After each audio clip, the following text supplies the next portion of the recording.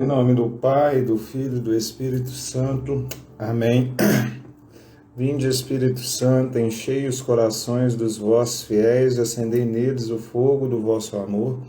Enviai o vosso Espírito e tudo será criado e renovareis a face da terra. Oremos, ó Deus, que instruístes os corações dos vossos fiéis com a luz do Espírito Santo, fazer que apreciemos retamente todas as coisas, segundo este mesmo Espírito, e gozemos sempre de sua consolação. Pelo mesmo Cristo, Senhor nosso. Amém. Salve, Rainha, Mãe de Misericórdia, vida, doçura, esperança, a nossa salve. A vós bradamos, agredados filhos de Eva. A vós suspirando, gemendo, chorando nesse vale de lágrimas. Eia, pois, advogada nossa, a esses vossos olhos misericordiosos a nós ouvei.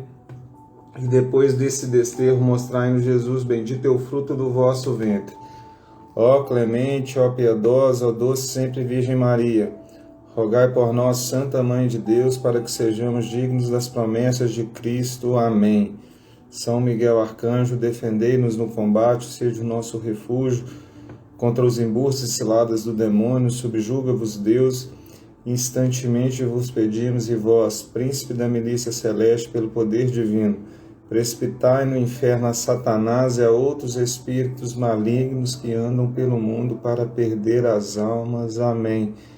A cruz sagrada seja a minha luz, não seja o dragão meu guia. Retira-te, Satanás, não me aconselha coisas vãs. É mal que tu me oferece, bebe tu mesmo o teu veneno. Chagas abertas, corações feridos, o sangue de Cristo está entre nós, o perigo. Chagas abertas, corações feridos, o sangue de Cristo está entre nós, o perigo. Meu Deus, eu creio, adoro, espero, peço-vos perdão por aqueles que não creem, não adoram, não esperam e não vos amam. Meu Deus, eu creio, adoro, espero, peço-vos perdão, não espero e não vos amam. Meu Deus, eu creio, adoro, espero, peço-vos perdão por aqueles que não creem, não adoram e não esperam e não vos amam. Amém. É com muita alegria que a gente está mais uma vez aqui para a gente falar da palavra de Deus, né? Bater um papo com o padre Ricardo Figueiredo, né? Um amigo que falar de um tema bem pertinente, né? Que agrada muito ao coração de Maria, ao coração de Jesus, que é a castidade, é a questão da pureza. Salve Maria, padre, sua bênção. Olá, boa noite, como estão? Graças a Deus, mas melhor ainda agora com o senhor, né? Estava falando com o pessoal aqui que a gente vai falar de um tema muito importante essa noite, que tem tudo a ver com o Sagrado Coração de Jesus e o Imaculado Coração de Maria, né? Que a gente celebra esse mês, e uma devoção que o Carlo Acutis também, né? Ele tinha muito forte isso, né? Aos Sagrados Corações. E dentro do rema desse tema, né? A gente aprofundar, né?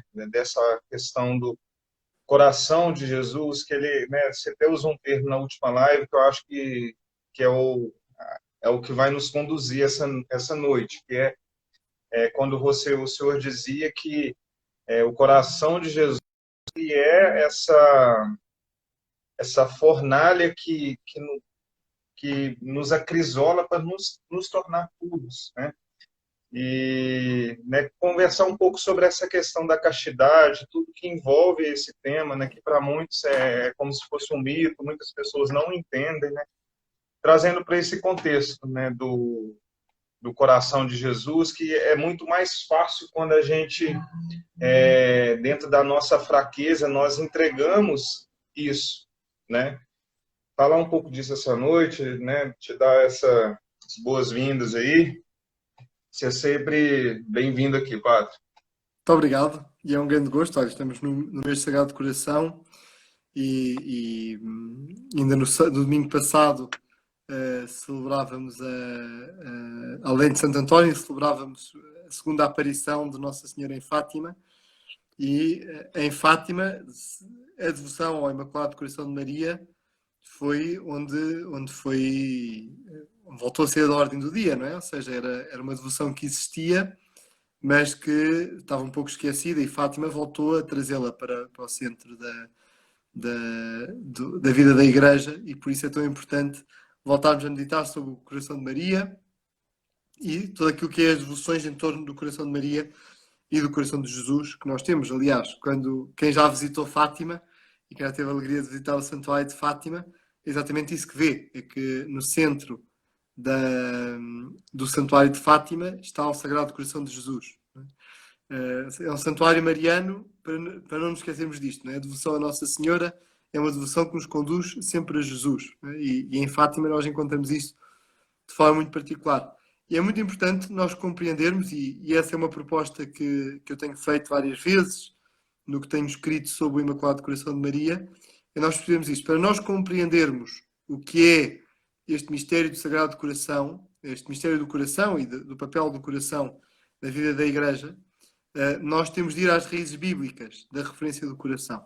Porque se nós não formos à Sagrada Escritura compreender o que é o coração, nós nunca não vamos conseguir compreender o que é estas devoções, porque muitas vezes a pessoa ouve falar em coração e pensa no dia dos namorados e nestas coisas assim muito, muito superficiais que se aprendam com o coração, e eu gosto muito, né, uma dimensão muito psicológica. E o que nós encontramos na Sagrada Escritura, que me parece que é o aspecto mais importante para nós compreendermos o que é o coração, em primeiro lugar, de Cristo, o coração de Maria, e o coração dos crentes, o coração de cada um de nós, e como o nosso coração deve viver a vida cristã, nós encontramos na raiz bíblica. Não é? E é muito bonito, sobretudo a partir do livro dos Salmos, nós compreendermos que o coração é o lugar do encontro com Deus. E por isso, quando se fala do coração, nós não estamos a falar de outra coisa senão exatamente disto. Perceber que é no coração que nós nos encontramos com Deus, e por isso é pelo coração que nós chegamos à intimidade com Deus.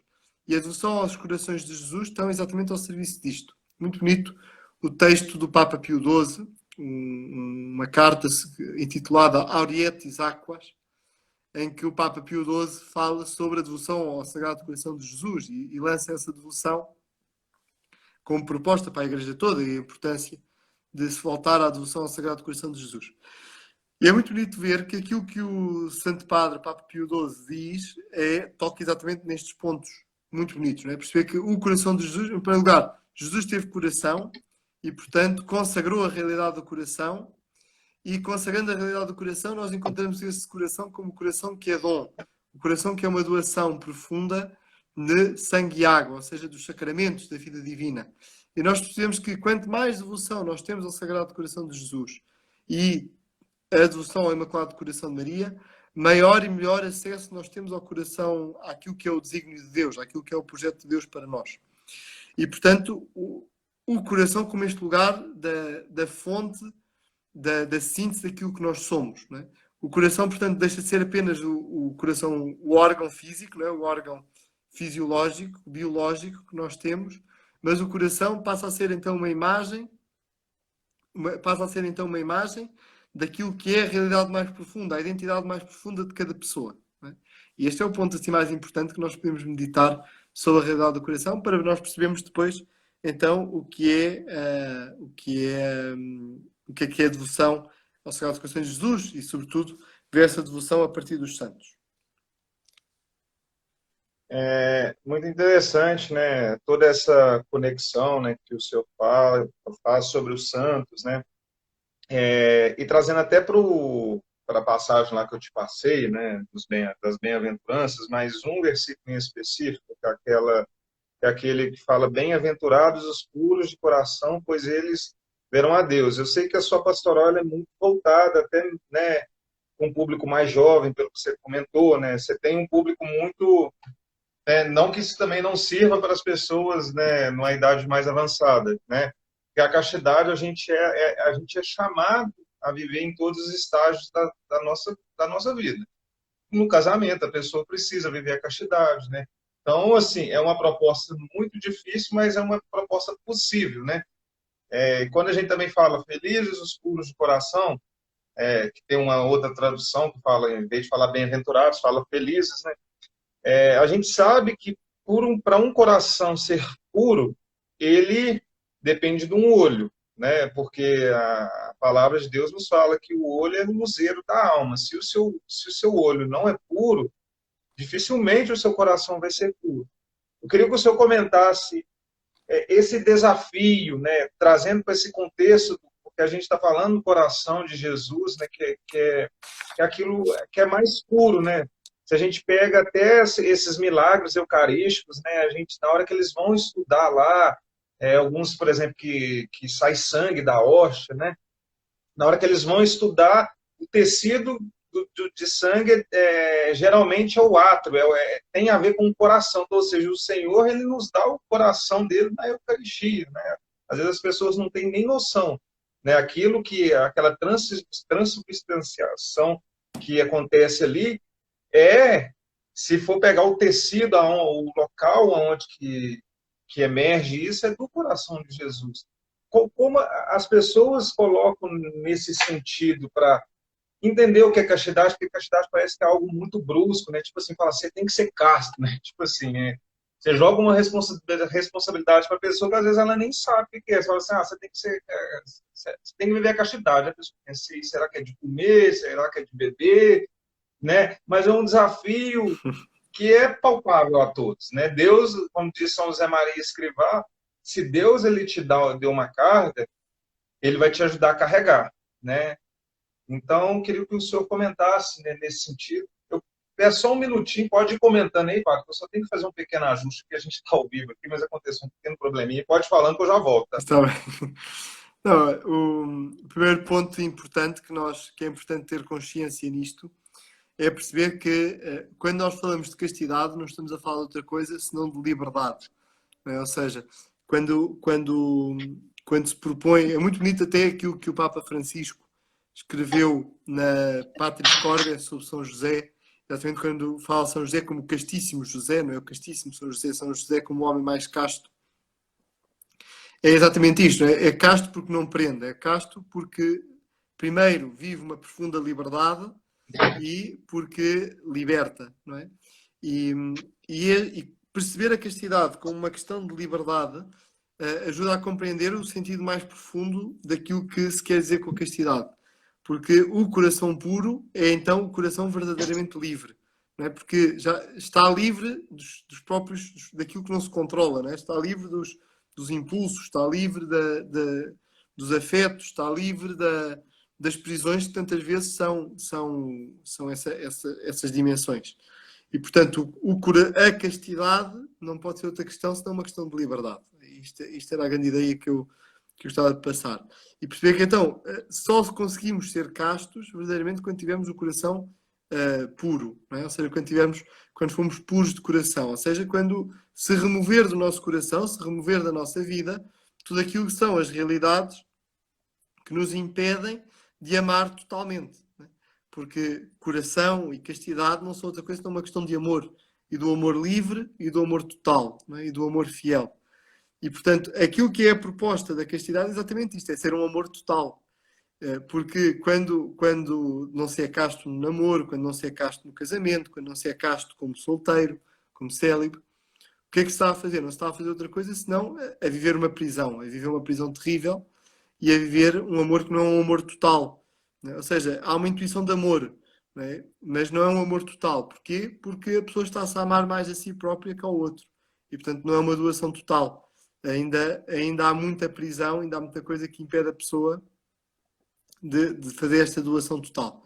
E o que é importante nós percebermos é exatamente que quando se fala de castidade, ao falar de liberdade e ao falar do coração puro, nós estamos a falar então de um apelo de conversão. É muito bonito que aquilo que Jesus Cristo trouxe para aquilo que é as raízes bíblicas, há um bocadinho eu falava do coração como centro da identidade e do lugar do encontro com Deus, que é o que nós aprendemos o que nós aprendemos a partir do livro dos Salmos. O que nós encontramos com Jesus Cristo, portanto, os profetas vêm apelar à conversão de coração e Jesus traz no discurso do coração exatamente esta radicalidade, a radicalidade daquilo que deve ser a pureza de coração, que é passar por uma conversão total. Não é? Nunca pode ser apenas uma conversão parcial, só algumas partes da sua vida, mas tem que ser uma conversão total. E é uma conversão para a liberdade, não é? Não é uma conversão para qualquer outra coisa, senão para o amor que pode ser total. E, portanto, só é total quando nós somos livres ao ponto de podermos dar tudo. E é isto que nós aprendemos na Eucaristia. Né? A Eucaristia é para nós o grande sinal do amor total. Porquê? Porque em cada Eucaristia Jesus entrega-se corpo e sangue. Né? Não é só uma parte dele, né? Não, Jesus Cristo entrega-se totalmente. Todo o seu corpo, todo o seu sangue se entrega no altar. E nós no altar da Eucaristia nós somos convidados a aprender a viver assim. É muito bonito ver, por exemplo, o milagre de Lanciano, como referias há pouco.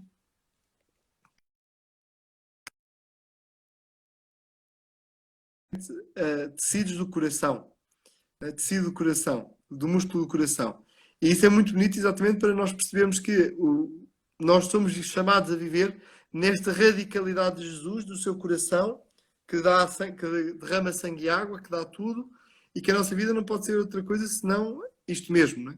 A nossa disponibilidade para totalmente livres darmos tudo por amor. É interessante quando o senhor fala dessa entrega, né? Aí eu me recordo até de, se eu não estou enganado, é São João da Cruz, que fala que a gente tem que dar tudo pelo tudo, né? Esse tudo é Jesus.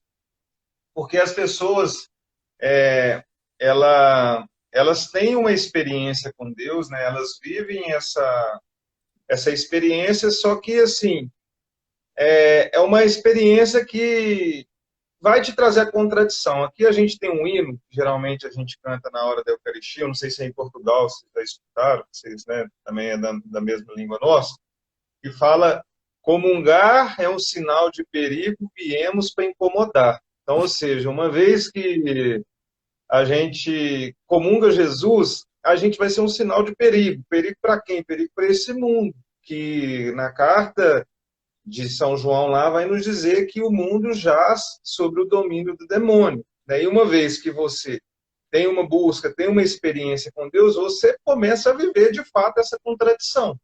Sua vida não vai ser normal mais, né? Existe o lado bom, que você vai experimentar Jesus, talvez seja a experiência que nenhuma droga vai te oferecer, nada vai te oferecer, mas você começa a ter uma inimizade, né? Essa inimizade é o mundo, né? Então, ou seja, já não existe aquela pessoa mais.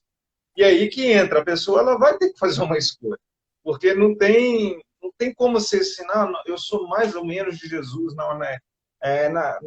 Quando a gente fala de família, né, eu sou de Jesus, mas assim, lá no meu trabalho eu já não sou nem tanto, porque você sabe, né, se eu for me expressar de determinada maneira, as pessoas vão entender mal, então, assim, eu procuro nem me reservar determinados temas, enfim. Então, ou seja, eu sou mais ou menos. E não existe essa questão do ser mais ou menos. Ou eu sou todo de Deus, ou não sou nada. Deus até prefere que a pessoa, se ela for para ficar em cima do muro, ser morna, ele prefere que ela, né, ele prefere o extremo, né, que a pessoa não seja nada, porque aquela pessoa que está ali em cima do muro, lá em Apocalipse fala que essas pessoas serão vomitadas, que é os mornos, né?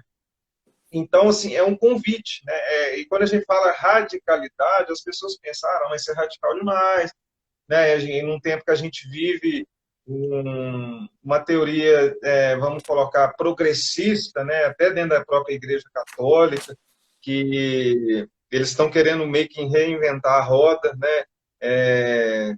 Adaptar o evangelho conforme as bandeiras que esse mundo levanta, né? Esse globalismo que a gente já está vivendo em muitas áreas, e é, é um domínio, né? Quando a gente fala de pureza, parece algo utópico, né? Parece assim, como eu vou conseguir ser puro num mundo tão podre? Aí a gente vai trazer até, por exemplo, das crianças, né? A criança hoje, com 10 anos de idade, ela tem um celular, né, na mão. O pai vai para o trabalho. E existe uma belezinha que eles inventaram que chama inteligência artificial. Às vezes a criança está ali, aí já está aparecendo um outro vídeo que de repente tem uma mulher dançando, sei lá. Aí a criança clica em tudo, aperta tudo, né, tenta comer tudo, né? E acaba iniciando talvez uma sexualidade de uma maneira errada.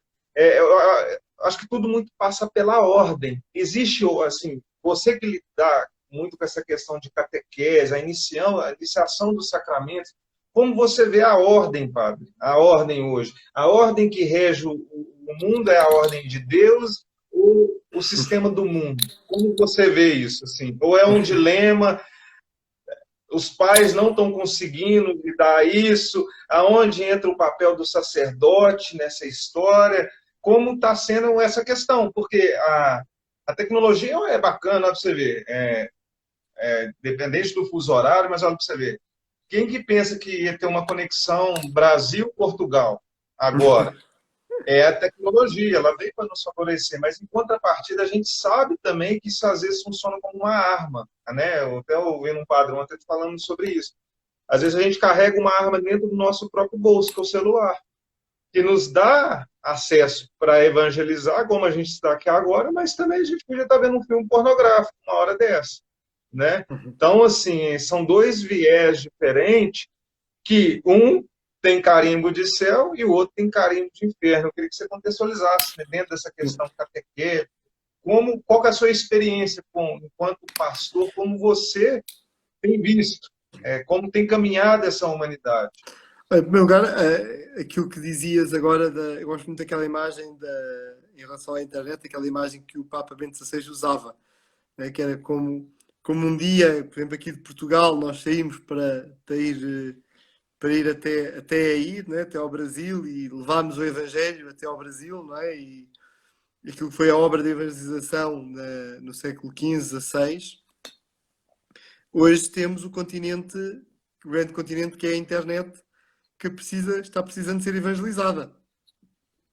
E que Deus conta connosco para nós evangelizarmos. E isto que nós estamos a fazer é exatamente esta obra de evangelização. Estamos aqui a passar, não é?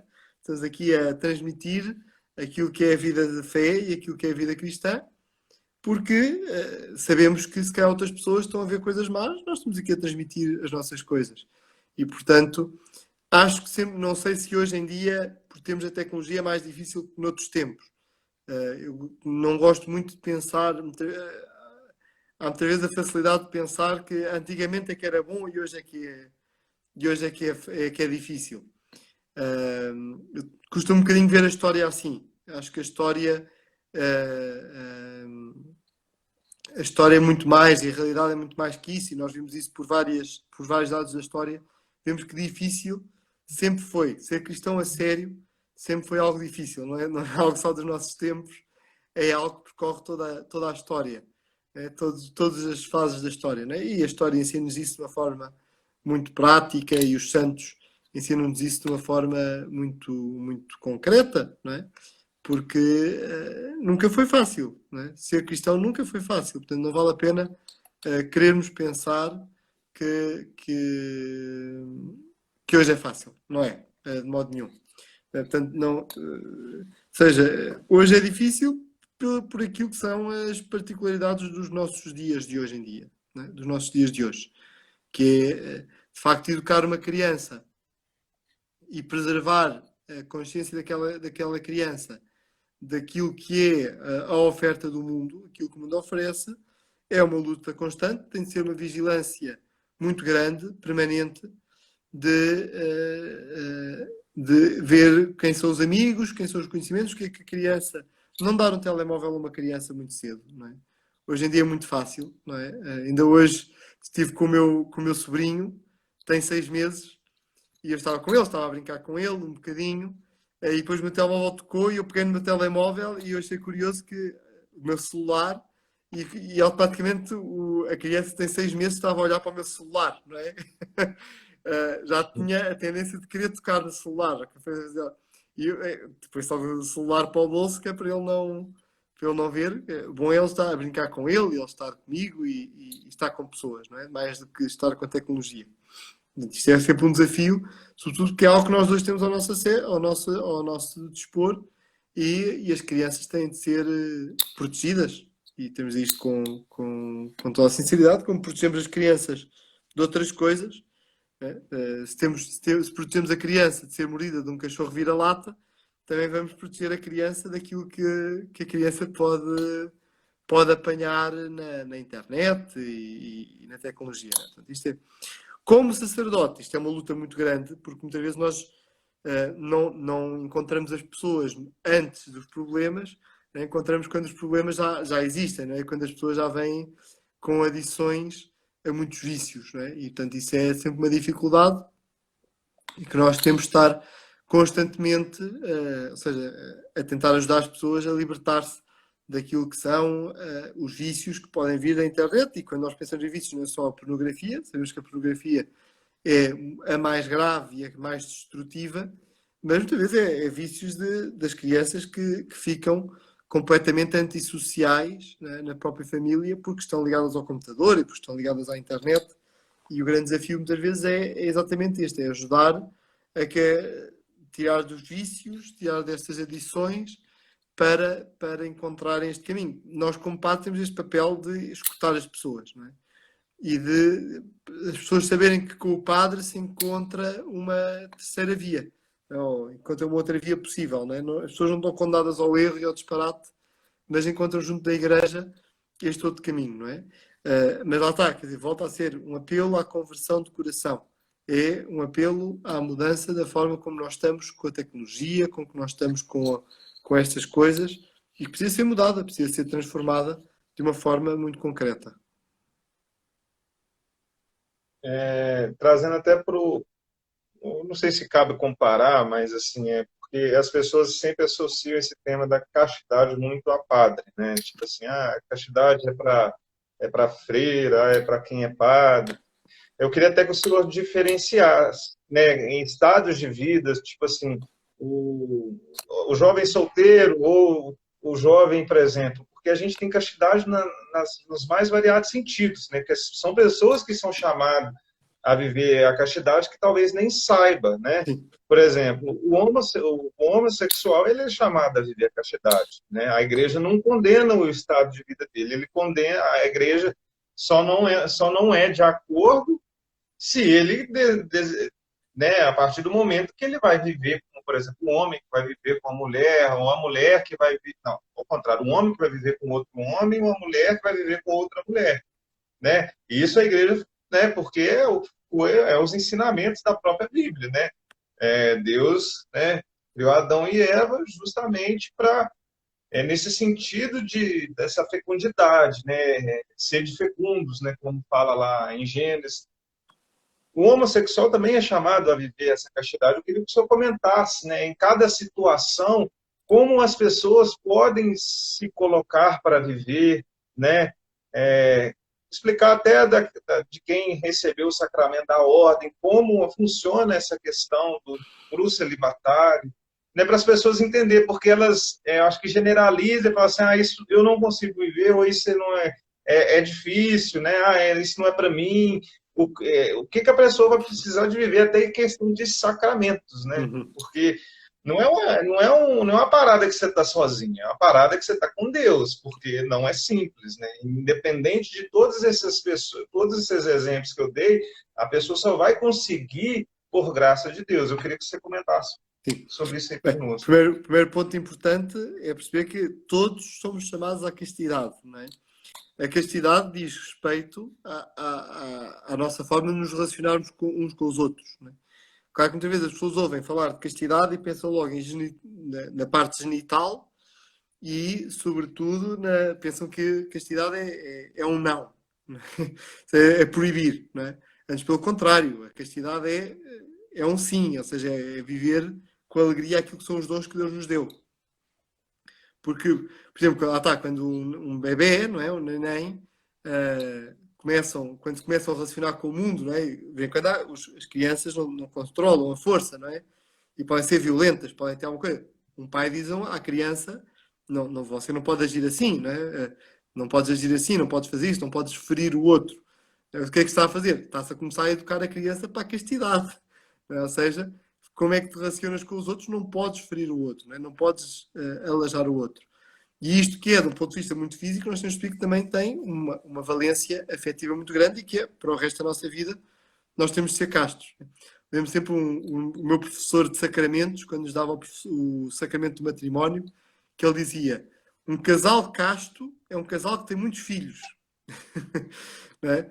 É que muitas vezes as pessoas pensam que a castidade é, por exemplo, não ter relações sexuais, mas pelo contrário, quer dizer, num casal, não é? Num homem e numa mulher casados, isso tem de acontecer e expressa-se por ter muitos filhos, não é? Expressa-se por esta fecundidade que deve acontecer e que são chamados, não é? E, portanto, perceber que a castidade é, portanto, esta liberdade para a relação com o outro, que é uma liberdade que não é só eu ser livre, mas é eu agir de tal forma, sendo livre, que o outro também é livre. Não é? E o outro vive uma profunda liberdade. Não é? Eu não o prendo, eu não o castigo, eu não reduzo aquilo que é a sua dignidade. Antes, pelo contrário, dou-lhe mais dignidade. E por isso é que muitas vezes a luta da castidade, porque muitas vezes, nos jovens e não só, a questão das relações sexuais antes do casamento. Não é? Quando um jovem percebe que, de facto, quando está a ter relações sexuais antes do casamento, não está a ser livre, não é? Antes pelo contrário, está a destruir o outro, está a fazer mal ao outro, porque não se está a dar totalmente. Não é? Logo, muitas vezes, o uso dos métodos contraceptivos, não é? Que é um homem dizer, um jovem diz quando usa um método, quando usa preservativo, quando usa métodos contraceptivos, está a dizer eu gosto muito de ti, né, mas não quero os teus óvulos, não é? Ou a mulher, a jovem, a moça que diz ao moço, eu gosto muito de ti, mas não quero os teus espermatozoides, ou seja, amo-te, mas não te amo totalmente, não é? E isso está a ferir o outro, está a fazer mal ao outro, não é? Porque está a dizer, eu gosto de ti, mas não gosto de ti, de tudo aquilo que tu és. Não é? Isto torna-se uma prisão terrível, não é? E a castidade está exatamente na proteção disto, não é? Um namoro casto é um namoro sem relações sexuais, sem estas relações íntimas, porque é o respeito pelo outro e por aquilo que o outro é. E este é que é o grande desafio daquilo que é o chamamento à castidade, que não devemos ver como um não é? Não é dizer que não podes fazer isto, não podes fazer aquilo, antes pelo contrário, por um sim. Ama o outro, não é? Sê para o outro e vais encontrar a verdadeira felicidade. E encontramos aqui então a grande ajuda que são os sacramentos da Igreja, não é? O primeiro sacramento é o sacramento da pureza, não é? É o sacramento do batismo, em que nós entramos pelo batismo, na vida da fé, somos purificados de todos os pecados, não é? Somos perdoados de todos os pecados, a começar pelo pecado original, que é exatamente este caminho que começa para da purificação interior. É? E o que nós encontramos, por exemplo, no dogma da Imaculada Conceição é exatamente isto. O que foi dado à Nossa Senhora desde o primeiro momento da sua existência, ela ser imaculada, nós recebemos no batismo como dom e depois como tarefa para o resto da nossa vida, vivermos esta pureza interior e vivermos este caminho belo e bom da pureza. Não é? Depois do sacramento da confissão, não é? Porque sabemos que caímos, mas nós, católicos, não estamos condenados a ficar no erro. Não é? Nós não estamos condenados a ficar no pecado. O mundo é que acha isso. Não é? O mundo reduz as pessoas aos seus erros. O mundo reduz as pessoas aos seus pecados. Não é? A Igreja não. A Igreja diz sempre, tu podes ser melhor. Tu podes mudar de vida. Tu tens uma nova oportunidade. E o sacramento da confissão é o sacramento da misericórdia de Deus, em que pelo nosso arrependimento Deus diz-nos, dá-nos uma nova oportunidade. Não é? Volta a ajudar-nos para voltarmos ao caminho. Depois os sacramentos da comunhão e serviço, não é? Ou seja, o sacramento do matrimónio e o sacramento da ordem, não é? São os sacramentos que nos mostram exatamente que aquilo que é a castidade está ao serviço de alguém. Eu lembro uma vez de um jovem que, quando viu o sacramento do matrimónio como um sacramento de serviço, achou estranho. Não, mas é um sacramento de amor, é para o moço que gosta da moça. Não, o sacramento do matrimónio é também um sacramento de serviço, está ao serviço da Igreja. Primeiro que tudo, porque é o sacramento da união de Cristo com a sua Igreja, da doação total de Cristo na cruz. E o sacramento do matrimónio é o sacramento disto, é o sinal deste grande amor de Deus. E depois é um sacramento que está ao serviço da Igreja, não é? Como sinal da comunhão, como fecundidade quando dando novos filhos à Igreja, mas também como testemunho concreto no mundo de que o amor de Cristo é possível e existe. Não é? Este amor total é possível. Não é? Portanto, os dois sacramentos, a comunhão e o serviço, como os sacramentos que coroam isto. E a responder à tua pergunta, Emanuel, como é que como sacerdote se vive-se com luta, é importante dizer isto, não é? Não vou aqui tentar dizer que desde o momento da ordenação é fácil viver a castidade, não. Como para qualquer homem é sempre um campo de luta, mas é um campo de luta possível. E saber que nós, com a graça de Deus, temos todos os dias de reiterar o nosso amor a Deus, não é? E a nossa doação total à Igreja. É muito aquilo que a Santa Teresa d'Ávila dizia às noviças, não é? no dia dos votos. Ser fiel no dia dos votos é fácil, agora falta todos os outros dias até ao fim da vida. Né? E aí é que vai ser a grande luta, né? Ser fiéis até ao final da vida. E esta é a luta que nós sabemos que temos e que sabemos que com a ajuda do sacramento da ordem, nós somos convidados a isto, a viver este amor total e indiviso pela Igreja à imagem de Cristo e como Cristo.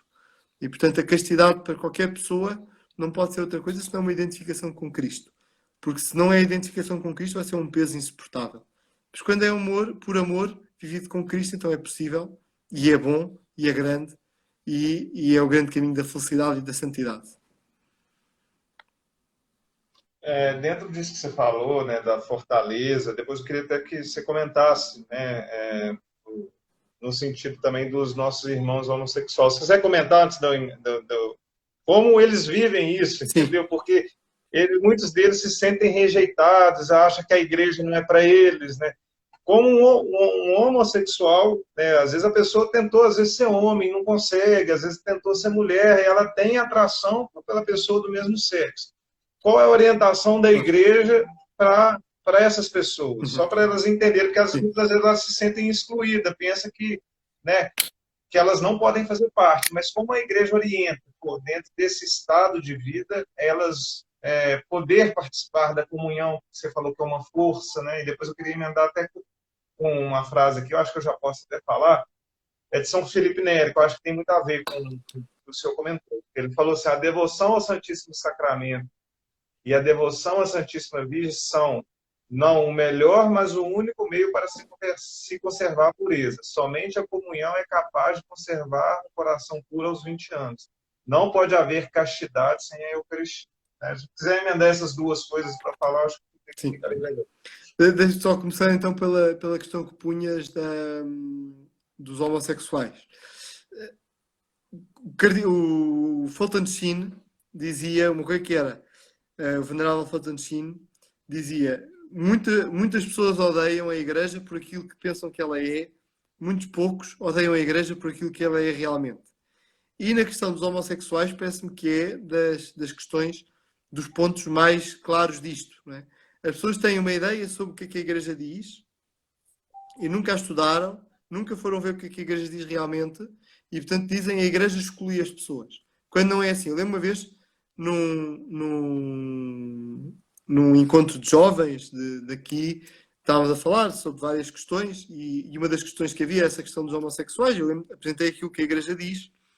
Eu lembro-me de uma pergunta de uma jovem, dizia, mas a Igreja diz isso que o padre disse? Não, sim, isto, o que eu disse é o que está no Catecismo da Igreja Católica. Mas não é isso que o mundo diz que a Igreja diz. Pois, assim, é por isso que nós temos de saber aquilo que a Igreja diz e não aquilo que o mundo diz que a Igreja diz, porque senão é um desastre, não é? Claro que a Igreja não vai dizer aquilo que o mundo diz. O mundo diz, faz o que quiseres. E a Igreja diz, faz o que Deus quer, não é? Vive como Deus quer e vais ser feliz, vais encontrar o caminho da santidade. Isto é o que a Igreja diz. Claro que o mundo não diz isto, não é? E, portanto, aquilo que é a proposta da Igreja para o caso dos homossexuais é, primeiro de tudo, eles fazerem uma descoberta interior e um caminho interior de um perceber profundamente aquilo que é a sua atração. Não é? A psicologia diz-nos que nesta questão da atração por pessoas do sexo oposto ou pessoas do mesmo sexo, há vários graus. Não é uma coisa... A pessoa, isto não há só preto e branco. Não é? Há vários graus entre uma coisa e outra, não é? Entre um polo e outro. E percebendo isto que a psicologia diz e que a psicologia apresenta, é, portanto, ajudar a pessoa a fazer este caminho, então, de descoberta interior daquilo que ela é, daquilo que é a sua afetividade. E a pessoa percebendo e vivendo aquilo que é a sua afetividade, então, perceber se de facto não há possibilidade de viver conforme aquilo que é a lei natural, não há possibilidade de viver aquilo que é o plano de Deus, então o plano de Deus para essa pessoa é a pessoa viver a castidade, é a pessoa viver a continência, não é? Ou seja, a castidade é para todos, então aqui vai ser na continência, não é? Que é um caminho difícil, mas que é possível. Outro ponto importante em relação aos homossexuais é o homossexual perceber que Deus não o condena por aquilo que ele sente. Porque muitas vezes há este perigo. A pessoa acha, lembro, já encontrei pessoas assim na confissão, não é? Pessoas que acham que, porque sentem atração, são pecadoras por sentir atração por pessoas do mesmo sexo. E é importante dizer a essas pessoas que isso não é pecado. Não é? A atração, sentir a atração, não é algo que a pessoa controla. A pessoa não decidiu sentir isto. Não é? Portanto, não pode ser pecado. Não é? Se a pessoa tiver atos homossexuais, aí já é pecado. Não é? Porque já consentiu. Não é? Agora, a pessoa não ter, sentir atração não é pecado. Não é? Eu lembro uma vez, tem uma pessoa em particular que, pronto, há anos e anos carregava isto e eu disse-lhe, olha, mas isto não é pecado. Se tiver atos, sim, mas você sentir isso não é pecado. E a pessoa sentiu-se, lembro da cara da pessoa que mudou completamente e dizia, há anos que se confessava e que nunca ninguém lhe tinha dito isto, não é? Ou seja, a pessoa vivia, identificava algo que ela não controlava, algo que fazia parte dela, confundia isto com o pecado, não é? Achava que era pecadora por sentir aquilo. Isto é o maior erro, é um peso brutal que a pessoa carregava. Portanto, é importante dizer isto. Aquilo que não se controla não é pecado. É importante a pessoa ter consciência disto. Está bem?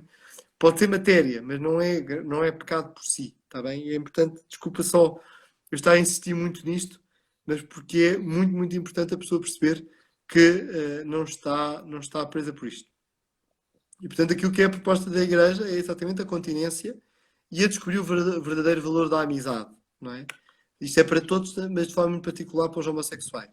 A pessoa compreender que o valor da amizade é um valor grande, é um valor bom, é um valor bonito que a pessoa tem de, se não consegue então estabelecer uma relação afetiva íntima, então é chamada a viver este valor da amizade como um valor afetivo também bonito, bom, grande e querido por Deus, não é? Como Deus quer. E a outra questão que estavas a colocar, Emanuel, que era a questão do papel de Nossa Senhora e o papel da Eucaristia. Não é? São duas das três brancuras. Não é? No século XIX, a espiritualidade brancuras das trancas do catolicismo.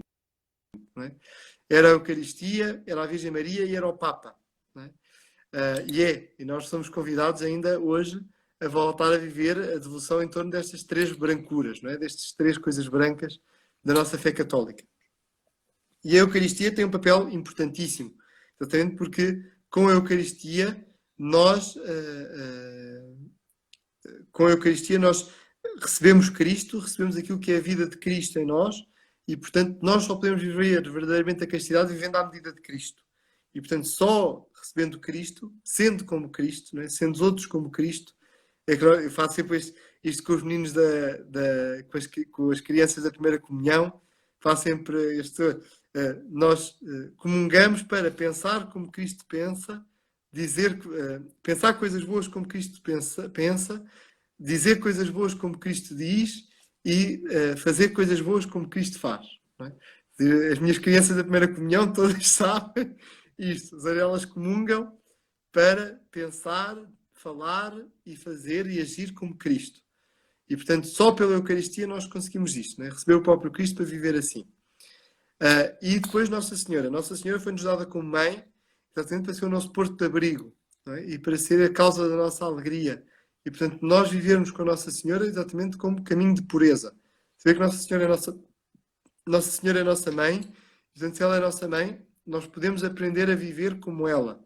E, portanto, Nossa Senhora mostra-nos que é possível viver verdadeiramente isto que nos está proposto e está diante de nós, porque ela viveu. Portanto, se nós contamos com Nossa Senhora, se nós rezamos o terço, se nós rezamos as 3 Ave-Marias da pureza antes de dormir, e se nós temos esta presença da Nossa Senhora na nossa vida, então é possível. Não é? Eu costumo dizer aos jovens, quando têm problemas na castidade, que nós temos de ser espertos. E, portanto, se há problemas na castidade, porque se a castidade é um problema da relação com as mulheres, então nós vamos ser espertos. Que é o quê? Então vamos pedir ajuda a uma mulher. Se o problema é da relação com as mulheres, vamos pedir ajuda a uma mulher. E essa mulher é Nossa Senhora. E se nós pedimos com confiança, de joelhos, nos humilhamos diante de Nossa Senhora, com humildade, então nós podemos receber. Nossa Senhora ajuda-nos a viver a castidade e a viver a pureza.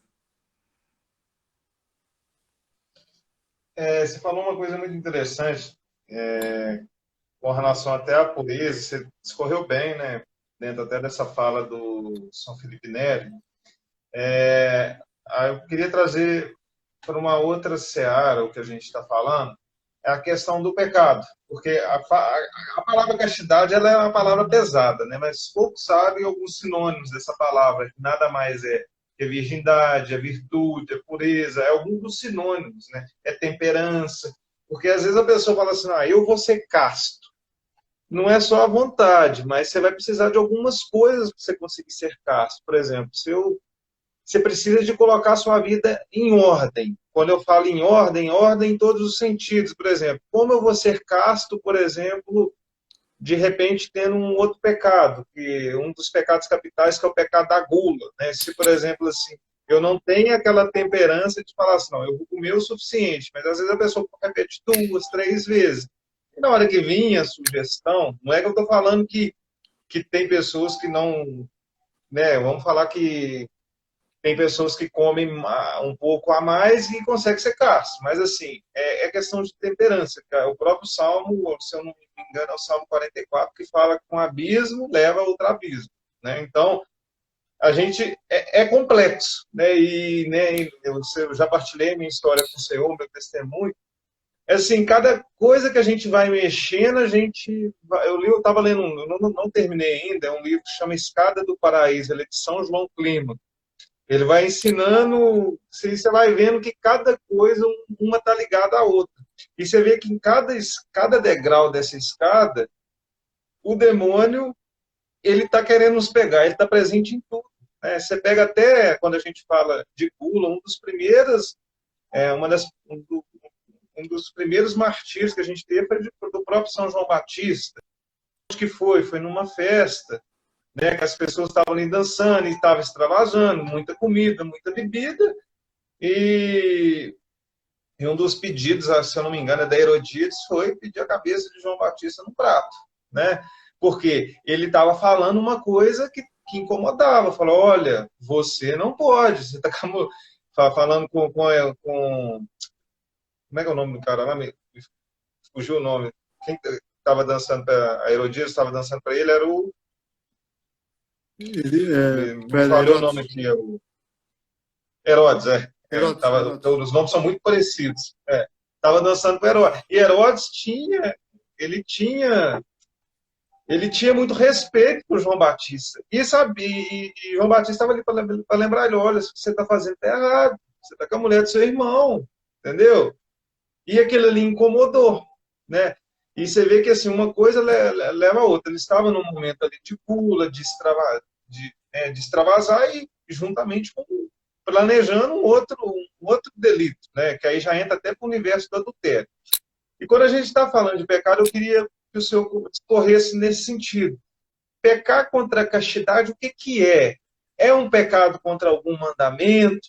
É um pecado mortal? É um pecado venial? O que se trata? Quando eu vou lá, né, vamos dar os exemplos aqui, eu vou lá, me masturbo, eu vou lá, tenho relação sexual com a minha namorada antes do casamento, né? Enfim, alguns exemplos que eu dei aqui, se quiser dar até mais, mas o que é esse pecar contra a castidade? O que ele significa diante de Deus, né?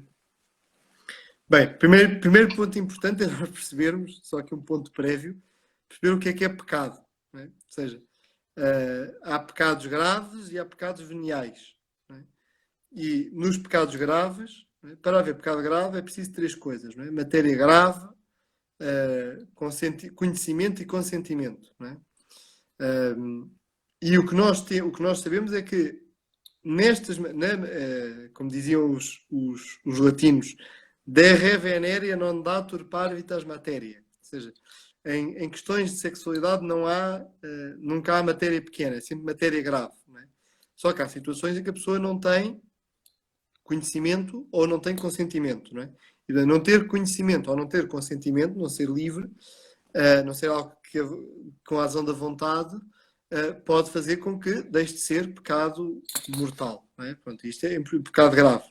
Portanto, é importante só distinguir isto para não haver confusões, porque a questão é, mas isto é pecado ou não é pecado?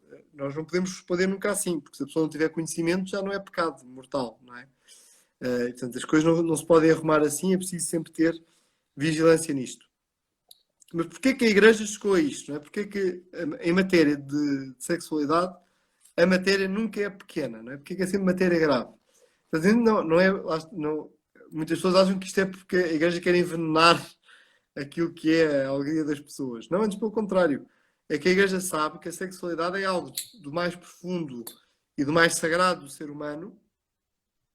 Quando nós olhamos para a Sagrada Escritura, a primeira ordem, a primeira ordem que Deus deu ao ser humano, não é? A primeira coisa que Deus disse ao homem faz foi tem relações sexuais, não é? Ou seja, uni-vos e multiplicai-vos, não é? É o que diz ao primeiro homem e à primeira mulher. Ou seja, podemos dizer assim, o primeiro mandamento que Deus dá ao ser humano, do ponto de vista cronológico, foi tenham sexo, não é? E, portanto, a sexualidade diz respeito a algo que é profundo do ser humano, é algo que diz do mais íntimo e de algo que mais toca na felicidade da pessoa.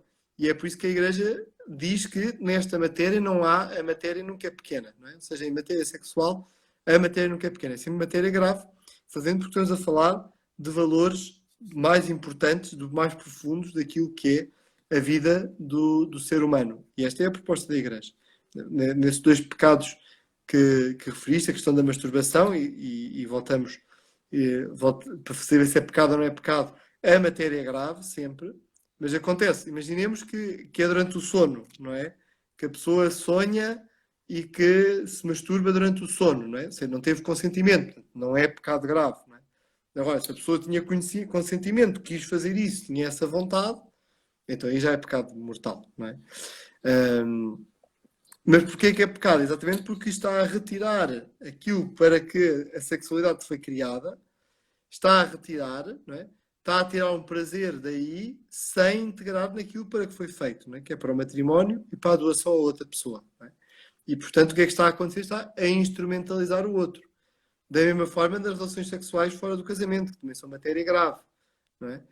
Porquê? Exatamente porque está a usar o outro sem se ter dado totalmente ao outro. Não é? Ou seja, gosto, aquilo que eu estava a dizer há pouco, é, gosto muito de ti, mas ainda não quero assumir diante de Deus e não quero assumir diante dos outros, gosto de ti, mas quero que tu me dês a tua sexualidade, não é? E isto é pecado, não é?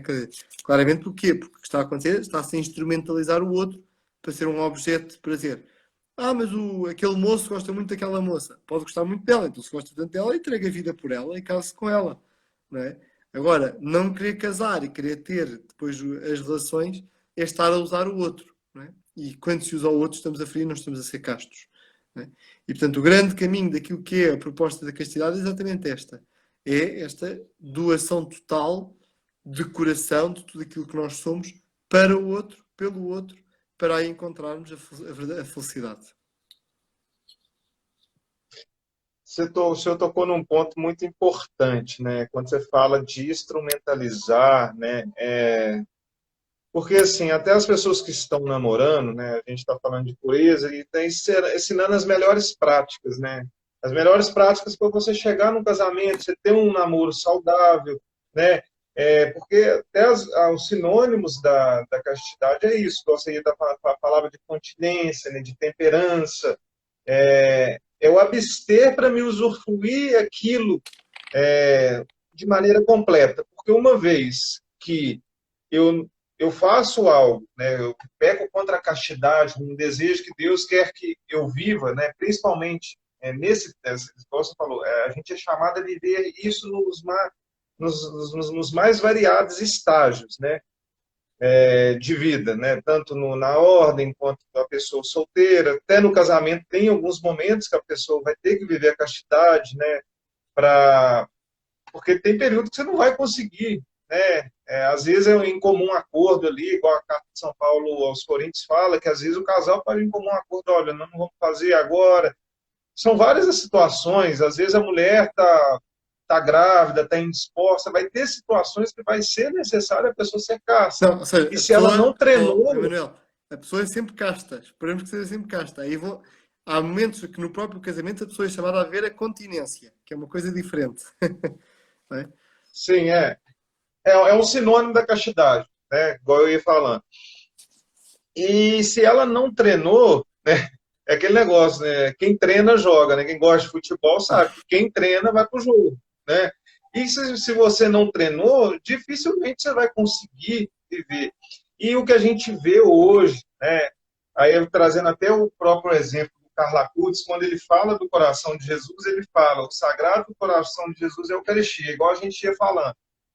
A gente pega esse exemplo de santidade, né, que ele tinha muito a questão do foco no sacramento, né, que a Eucaristia é a minha autoestrada para o céu, que ele falava, né, e a gente traz para o nosso contexto, mas fala assim, mas Karl Acutis foi santo, né, mas foi o santo dentro da nossa realidade que conseguiu viver com outros santos, São Tarcísio. Ontem a gente teve uma santa aqui no Brasil, eu esqueci o nome dela, mas é uma santa que morreu por causa da pureza, me fala o nome dela, mas ela é mártir também, né? A gente celebrou ela aqui ontem. A gente também tem São Luís Gonzaga, a gente tem vários exemplos de santo que viveu nessa realidade de juventude. A Beata, aí de Portugal, como é que é o nome dela? A Salazar Alexandrina. lá. Alexandrina de Ela Balazar. morreu ela morreu protegendo a pureza dela. Então, assim, são exemplos muito louváveis, porque protegendo aquilo que ela tinha de melhor.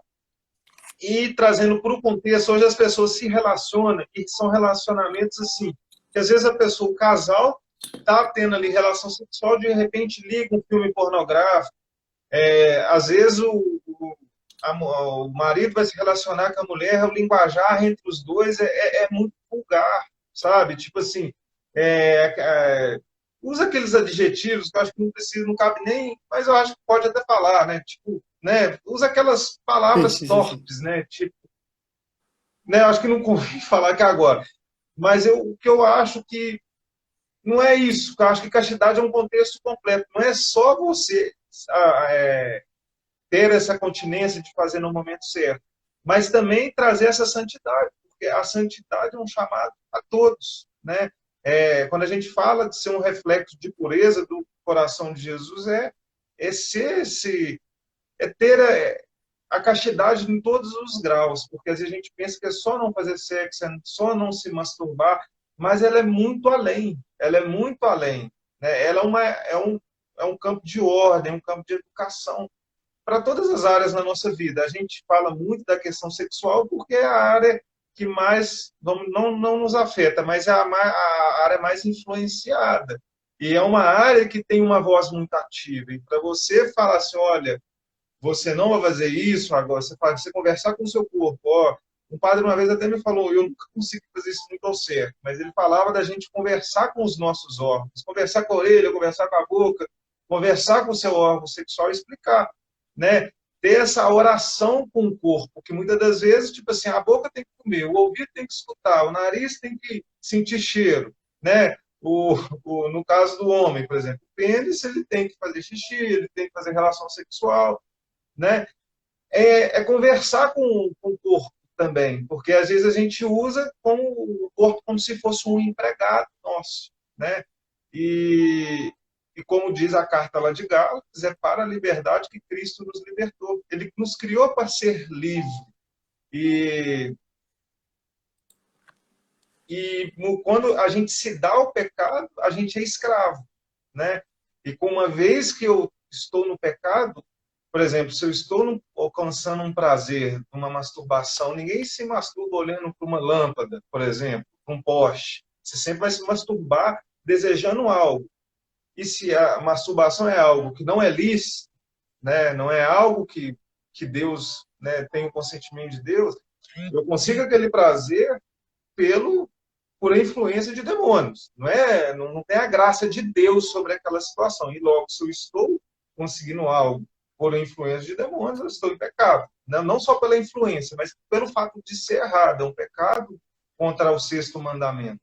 Então, padre, assim, eu dei esse contexto todo, mas esse desafio da santidade, né? Como esse exemplo dos santos, né? Como o jovem pode ser santo, se relacionar santamente, sem, por exemplo, eu casei, agora eu vou para a cama com a minha esposa e eu fico repetindo aquelas mesmas coisas de filme pornográfico ou devido ao fruto de algumas experiências sexuais que eu tive. né? Como o cristão ele é chamado a se portar, como se educar para isso, como viver a castidade também nesse sentido, ser Uhum. puro de coração também nesse sentido. Sim, diz a carta aos Hebreus, não é, que mantendo sempre puro o leito matrimonial, não é? Ou seja, o quarto tem de ser o lugar de pureza, não é? E encontramos no livro de Tobias aquilo que é o grande modelo daquilo que deve ser a percepção da vida sexual num casal, não é? Que é quando Tobias desposa vai ter a noite de núpcias, né? E diz à esposa, né? Vamos rezar, então antes, né? E perceber que também o ato sexual não deixam de ser cristãos no ato sexual, antes pelo contrário. Eu acho curioso de vez em quando nas reuniões para o batismo, quando se fala do pecado original no batismo, pergunta aos pais o que é o pecado original. Pergunta aos pais e aos padrinhos o que é o pecado original. E de vez em quando, muitas vezes, foi o prazer que os pais tiveram a fazer a criança. Isso não é pecado, senão Deus não tinha criado. Aliás, você pode pensar, não é? Deus criou o prazer no ato sexual exatamente para haver crianças no mundo, não é? Porque se não houvesse prazer, então não havia sexo, então não havia reprodução da espécie, não é? Para o ser humano. Nos animais, nós sabemos que é o puro instinto. Agora, no ser humano, não. Sabemos que o sexo, né, a relação sexual, vem acompanhada da, do prazer, não é? Porque faz parte para os seres humanos, o prazer faz parte. Né? Agora, tem que ser um prazer que está integrado naquilo que é o plano de Deus, não é? Porque se é o prazer pelo prazer, o homem está com a mulher, não porque gosta da mulher, mas porque ela é apenas um instrumento, e daí então tende a replicar, não é? A repetir coisas dos filmes pornográficos mas é perceber que isso torna-se uma grande prisão e uma grande destruição, sobretudo porque muitas vezes os jovens pensam que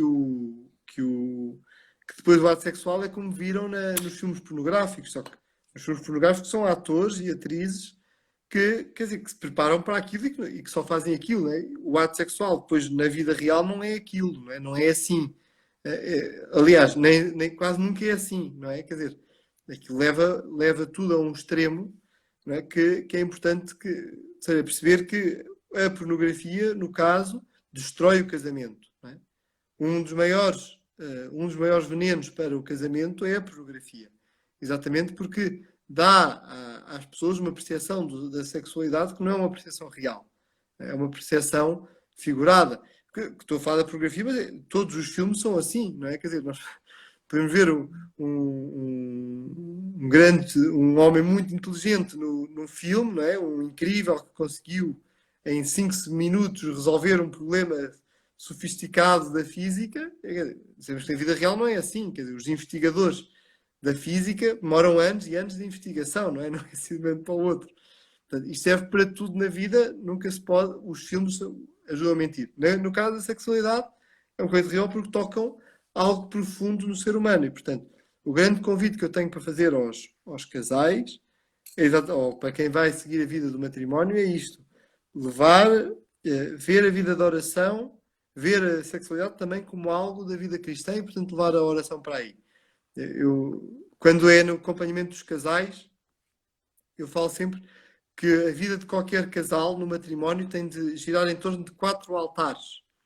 Há 4 altares que são importantíssimos na vida de um casal. Um é o altar da Eucaristia, não é?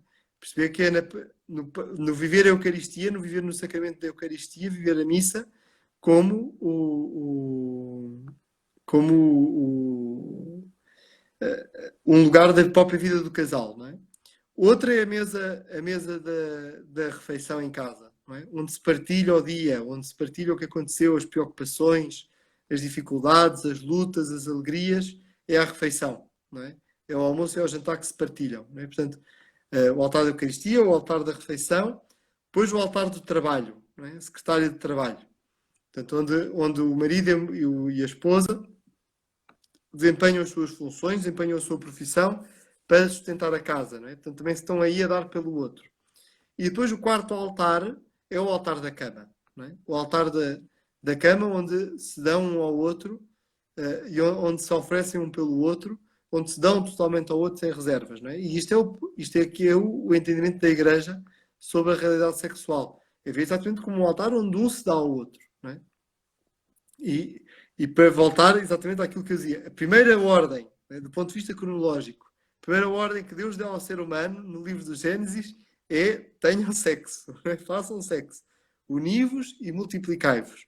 É a primeira ordem que Deus dá ao ser humano. É por isso que aquele meu professor de sacramentologia nos dizia, né, um casal casto é um casal com muitos filhos. Né? Ou seja, exatamente porque se doam ao outro, tem uma vida sexual ativa e é uma vida sexual total, não é? Aberta à vida e, portanto, aberta à fecundidade. E este é o grande caminho, mas vá pela oração e não pensar que a sexualidade é alguma coisa à parte da vida cristã. Antes, pelo contrário, a vida sexual é algo que diz profundamente e diz intensamente daquilo que é o plano de Deus para o ser humano. É a primeira ordem, não nos podemos esquecer isto. Do ponto de vista cronológico, a primeira ordem que Deus dá ao ser humano é: tenham sexo. Ô padre, como eu disse, que é sempre muito bom estar com o senhor, né? A gente poderia ficar aqui 2 horas conversando sobre esse tema, né? Mas assim, dentro do proposto a gente já, né, foi muito bom tudo que a gente falou, e eu queria 2 situações com o senhor, né? Primeiro que o senhor finalizasse, né, comentando dentro dessa proposta do coração de Jesus, como você mesmo me disse outro dia, dessa questão dessa fornalha, como o nosso coração tem até uma jaculatória: Jesus, manso e humilde de coração, fazei do nosso coração semelhante ao vosso. Como o jovem, como o adulto, como a pessoa, em qualquer estágio de vida, pode ter o coração de Jesus semelhante, que a gente sabe que o coração de Jesus é puro, o coração de Jesus, ele é um refúgio, né? Num tempo de tantas complicações, tantas incertezas, a gente sabe que, né, igual em Israel, não tem um negócio lá que chama bunker, né, que é o lugar onde, quando explode o prédio todo, se você for para lá, não acontece nada, né? O que eles chamam de bunker é uma estrutura de aço. E o coração de Jesus e de Maria é esse bunker nosso, que é o nosso refúgio seguro, né? Que a gente tem essa garantia, né? E também uma outra coisa que eu queria, depois que você finalizasse, é que eu tinha combinado com o pessoal que a gente sempre tem finalizado com o quadro do Sagrado Coração de Jesus e de Maria. Se você pudesse dar uma bênção, né? Aqui no Brasil a gente tem muita tradição, não sei se em Portugal também, a questão da entronização, né? As pessoas fazem a entronização do Sagrado Coração de Jesus. Então eu tinha comentado, eu até não falei com o senhor por causa da questão da correria, se você pudesse dar uma bênção também, né, nesse sentido, porque as pessoas com certeza elas devem estar com o quadro que eu tinha combinado na última live. Pode finalizar com esse contexto aí todo aí que eu te falei. Eu vou pegar meu quadro aqui. Sim. Não, o primeiro ponto importante é exatamente isto. Nós percebemos que a devoção ao Sagrado Coração não é outra coisa senão nós pedirmos que nós sejamos semelhantes ao coração de Jesus, não é? O Sagrado Coração de Jesus tanto nos amai, fazer com que vos ame cada vez mais. Também é outra jaculatória que se costuma dizer. Mas é que Jesus, manso e humilde de coração, fazer o meu coração semelhante ao vosso. E é esta importância de exatamente nós pedirmos que nós não olhamos para Cristo só como alguém que está acima de nós, mas nós olhamos para Cristo também como nosso irmão, como alguém que nós podemos seguir e imitar. E estes são os passos da vida cristã, é imitar Jesus Cristo. Nós procurarmos em cada dia, em cada momento, seguir e viver e agir e pensar e falar como Cristo fazia. Não é? E, portanto, seguir Cristo em cada momento. E pode ser muitas vezes, na devoção ao Sagrado Coração, pode ser diante de uma decisão que temos de tomar, diante de alguma resposta que temos de dar, parar e pensar, como é que Jesus faria? E pedir ao Sagrado Coração de Jesus que palpite junto do nosso coração para nós podermos dar este passo e para nós podermos sempre imitar Nosso Senhor. Tá? E este é o grande plano. Então, eu vou pedir a bênção, como Pedro, já é bastante tarde também. Vou pedir a bênção, então, para as imagens que tendes convosco, pedindo que esta bênção derramada sobre estas imagens seja bênção para as vossas casas, para as vossas famílias, e assim vos fortaleça e assim vos acompanhe Nosso Senhor neste caminho de queremos ser cada vez mais de Deus. Em nome do Pai, do Filho e do Espírito Santo. Senhor Pai Santo, fazei Amém. descer sobre estas imagens a vossa bênção, acompanhai-os com elas rezarem, para que sejam sempre fortalecidos com a vossa graça e que tenham o Sagrado Coração de Jesus como seus reis e guias. Em nome do Pai, do Filho e do Espírito Santo. Amém. E porque temos mãe, convidava a rezarmos a Nossa Senhora uma Ave Maria. Ave Maria, cheia de graça, o Senhor é convosco. Bendita sois vós entre as mulheres, bendito é o fruto do vosso ventre, Jesus. Santa Maria, Mãe de Deus, rogai por nós, pecadores, agora e na hora da nossa morte. Amém. O Senhor esteja convosco. Ele está no meio de nós. Abençoe-vos Deus Todo-Poderoso, Pai, Filho e Espírito Santo. Amém. Muito bem. Obrigado, Padre. Olha, uma boa noite. Graças a... É uma graça muito grande, né? Hoje foi uma live muito catequética, eu tenho certeza, assim, que pode ter ficado algum ponto, mas, assim, foi tudo muito complementar. Acredito que foi muito esclarecedor, né? Uma live que as pessoas, quem pegou, chegou no finalzinho, eu aconselho realmente a ver, né? Porque castidade não é esse bicho de sete cabeças, e todos nós somos chamados, né? É só tendo esse coração puro que a gente vai ver a Deus, né? Não tem outra receita, né? Não tem outra, não existe atalho, né? É uma regra primordial, né? Olhos puros, coração puro, né? E assim a gente vai galgando. Não é fácil. A gente vai ter que, né, utilizar muitos os sacramentos da confissão, da comunhão, o próprio batismo, que é a nossa iniciação, né? Você fez todo um contexto. Então, todos nós somos chamados a ser castos e viver nessa comunhão com Deus, porque Deus é o nosso amigo, né? A gente tem que ter um relacionamento com Deus. A gente falou tanto de relacionamento, mas o relacionamento principal é o com Deus, que é só assim que a gente vai sempre estar de acordo com a vontade dele, em todas as áreas da nossa vida. Queria agradecer, né? Muito bom, né? Em pouco tempo a gente já fez uma amizade, né? E é isso. E vamos continuar evangelizando da forma que nos é proposta, né? Pela internet, continuando até esse legado do Carla Cutts. Tenho certeza que ele deve estar muito feliz do lugar onde ele estiver, né? Creio eu que é o céu, né? E santo daqui a um tempo para a glória de Deus. E é isso. Vou continuar rezando aqui pelo seu ministério, uma alegria muito grande. Essa comunhão aí Brasil-Portugal, que a gente possamos fazer ela mais vezes. Uma alegria, uma alegria. Muito bem, e rezo por ti também, Padre? E pelo teu apostolado aqui, pela Legião Acutis, para que sejam cada vez mais também estes santos de calça jeans no nosso mundo. Amém. Um grande abraço e uma boa noite. Adeus.